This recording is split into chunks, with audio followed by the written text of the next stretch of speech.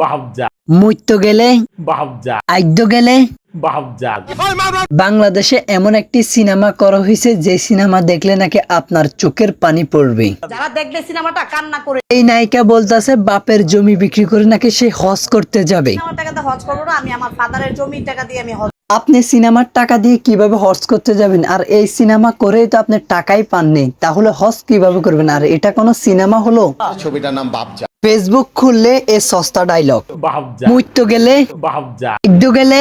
নাম বাহজাদ এ সিনেমার নায়িকার আগে কথাগুলো শুনেন, সে নাকি গান দেখেই কিন্তু সিনেমা করার জন্য রাজি হয়ে গেছে। গানটা শুনে আমি সিদ্ধান্ত নিয়েছি যে এই ছবিটা আমি তার মানে খালাম্মার কাছে অনেক সিনেমার কাজ আছে যেগুলোর গল্প শুনে বুঝে শুনে সেই সিনেমাগুলো করে।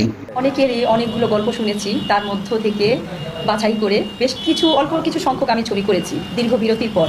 তার মধ্যে অন্যতম হচ্ছে বাহজাদ এটা এমন একটা সিনেমা যে সিনেমাটা করছে টাকাও টিকিট কেটে ঢুকতে হয়। আমারও তো টিকিট কাটতে ছবিটা দেখা এখন দ্বিতীয় নায়িকার কথাগুলো শুনেন। হাসনুর ভাইকে ধন্যবাদ, আমার এই সিনেমা সেকেন্ড নায়িকা বানাইছে। আমার এই সিনেমা সিনেমার এই নায়িকা নাকি বাপের জমি জায়গা বিক্রি করে 2টা হজে করবে। আমি 2টা হজই করবো, বড় হজও করবো, উমরা হজ করবো। আচ্ছা, আপনি এখন থেকে কয়টা সিনেমা করছেন সেটা আমাদেরকে বলেন। আমি সিনেমা 3টা করি, এর মাধ্যমে রিলিজ হয়েছে কয়টা? আমার রিলিজ হয়েছে সিনেমা 3টার মাধ্যমে, তাও একটা রিলিজ হব তাও হয়নি, এখনো হবে ভাগ। হচ্ছে ইনশাল্লাহ। এটা সবার কাছে দোয়া চাচ্ছি।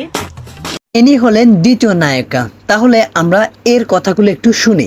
আমার বাপজাদ ছবিটা অনেক হলে ভালো যাই। সো বন্ধুরা, এখান থেকেই ভিডিওটা শেষ করতে যাচ্ছি।